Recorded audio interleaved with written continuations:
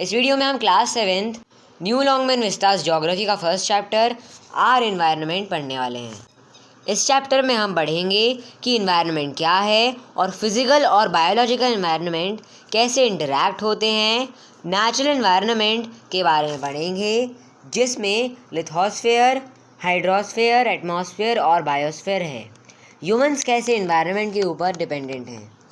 अपने आसपास देखिए और एक लिस्ट बनाइए जो आपकी सराउंडिंग्स बनाती हैं।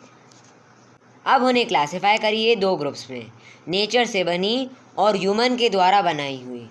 इन्हीं चीज़ों से हमारा इन्वायरमेंट बनता है। इन्वायरमेंट टर्म एक फ्रेंच वर्ड इन्वायरनर से डिराइव हुआ है जिसका मीनिंग नेबरहुड होता है। इसलिए इन्वायरमेंट का मतलब ऐसी सराउंडिंग्स या कंडीशंस जिस पर कोई भी लिविंग ऑर्गेनिज्म एग्जिस्ट करता है। हमारा इन्वायरमेंट डिफरेंट कंपोनेंट से बना है। इनको हम दो ब्रॉड ग्रुप्स में डिवाइड कर सकते हैं, नेचुरल और ह्यूमन।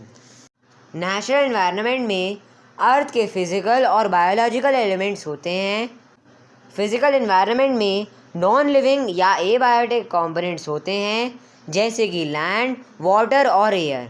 इसे ऑर्गेनिज्म का हैबिटेट भी कहते हैं। बायोलॉजिकल इन्वायरमेंट में बायोटिक कंपोनेंट्स जैसे कि ह्यूमन बीइंग्स, प्लांट्स, एनिमल्स और माइक्रोबियल ऑर्गेनिजम्स होते हैं। ह्यूमन इन्वायरमेंट ह्यूमन बीइंग्स, उनके क्रिएशंस, उनकी एक्टिविटीज़ और सोशल, इकोनॉमिक, पॉलिटिकल और दूसरी कंडीशंस जिसमें ह्यूमन रहते हैं, सारी चीज़ें आती हैं। इसमें ह्यूमन बीइंग्स ह्यूमन के द्वारा बनाए सामान जैसे कि रोड्स, बिल्डिंग्स, ह्यूमन कारोबार जैसे कि फार्मिंग, इंडस्ट्री और ह्यूमन इंस्टीट्यूशन जैसे कि family, community, educational institution, work place, political situation etcetera. अब इंटरैक्शन बिटवीन फिज़िकल और बायोलॉजिकल इन्वायरमेंट पढ़ेंगे। फिज़िकल और बायोलॉजिकल इन्वायरमेंट एक दूसरे से इंटर रिलेटेड होते हैं। उनके बीच कांस्टेंट इंटरैक्शन होता है एनर्जी और मैटर के ट्रांसफ़र का। पेज 97 देख लेते हैं। इन्वायरमेंट के बायोटिक और एबायोटिक एलिमेंट में बहुत सारे चेंजेस होते हैं और कोई चेंज अगर एक में होगा तो दूसरे में भी अफेक्ट होगा, यानी कि असर होगा। चलिए हम नेचुरल इन्वायरमेंट के दो कंपोनेंट्स को ध्यान से पढ़ते हैं। फिज़िकल इन्वायरमेंट सन से प्राइमरली अपनी एनर्जी लेता है। सोलर एनर्जी के कारण डायरेक्टली या इनडायरेक्टली हवा, पानी और लैंड फॉर्म फीचर्स में चेंज होते हैं। ये चेंजेस बायोलॉजिकल इन्वायरमेंट में चेंजेस करते हैं। बायोटिक एलिमेंट्स अपने सर्वाइवल के लिए एबायोटिक एलिमेंट्स पर डिपेंड होते हैं जैसे कि सारे प्लांट्स अपने खाने को लैंड, वाटर, एयर और सनलाइट से ऑब्टेन करते हैं। सारे एनिमल्स को डायरेक्टली और इनडायरेक्टली प्लांट से अपना खाना मिलता है। बायोटिक एलिमेंट्स बहुत तरीक़ों से फिज़िकल इन्वायरमेंट को भी अफेक्ट करते हैं जैसे कि प्लांट एयर में ऑक्सीजन रिलीज़ करते हैं और बरोइंग एनिमल्स सॉइल को खोदते हैं और सॉइल को लूज़ करते हैं। ह्यूमन बीइंग्स अपनी बहुत सी एक्टिविटीज़ जैसे कि agriculture, cutting of trees, mining, construction of roads और बिल्डिंग्स के कारण फिज़िकल इन्वायरमेंट में चेंजेस के कारण बनते हैं। 5 जून को वर्ल्ड एनवायरनमेंट डे सेलिब्रेट करते हैं। अब नेचुरल इन्वायरमेंट पढ़ते हैं।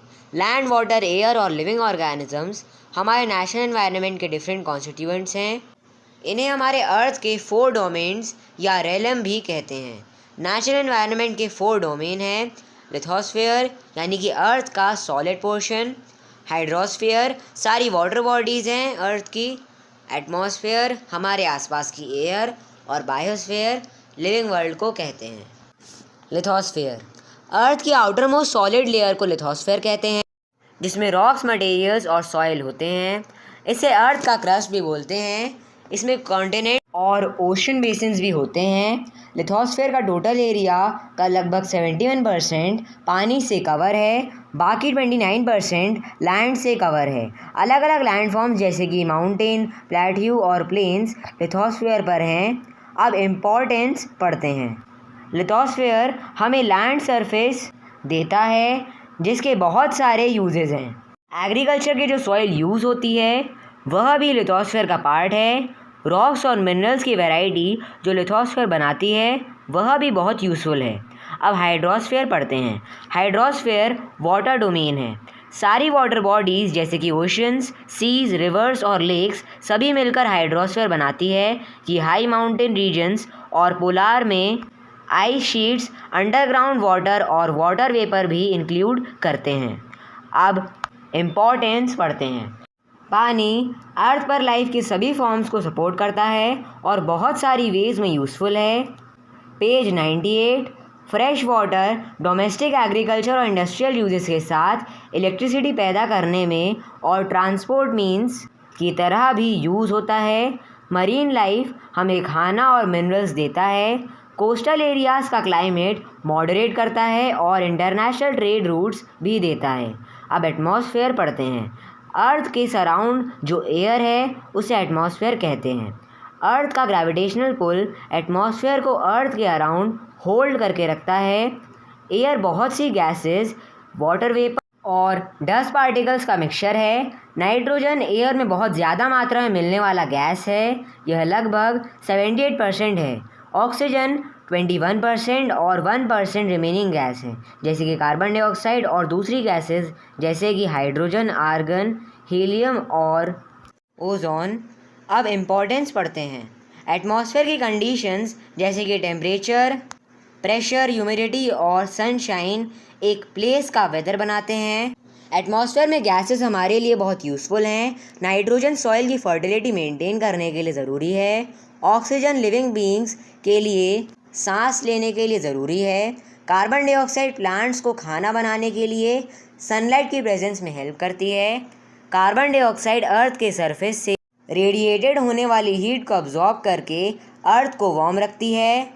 ओजोन हमें सन की हार्मफुल अल्ट्रावायलेट रेज के हार्मफुल रेडिएशन से बचाती है। एटमॉस्फेयर में वाटर वेपर कंडेंस होती है और प्रेसिपिटेशन कॉज करती है। अब बायोस्फीयर पढ़ते हैं। एक नैरो जोन जहां लैंड, वाटर और एयर एक दूसरे के कांटेक्ट में आती है उसे बायोस्फीयर कहते हैं। अब बायोस्फीयर की इंपॉर्टेंस पढ़ते हैं। बायोस्फीयर अर्थ में लाइफ प्रोवाइड करता है क्योंकि ये अकेला डोमेन है जहां लाइफ पॉसिबल है। ये माइक्रो ऑर्गेनिजम्स से बड़ी ट्रीज़, एनिमल्स और ह्यूमंस इंक्लूड करते हैं। अर्थ पर लाइफ की इतनी बड़ी वैरायटी को बायोडाइवर्सिटी कहते हैं। बायोस्फीयर के कंपोनेंट्स दो मेजर ग्रुप्स में डिवाइडेड हैं, प्लांट किंगडम और एनिमल किंगडम। ये आपस में सर्वाइवल के लिए बायोस्फीयर पर डिपेंडेंट हैं। सारी लिविंग ऑर्गेनिज्म इंटरडिपेंडेंट हैं और सर्वाइवल के लिए बायोस्फीयर पर डिपेंडेंट हैं। अब इकोसिस्टम पढ़ते हैं। बायोस्फीयर में इकोसिस्टम एक डिस्टिंक्ट जोन है।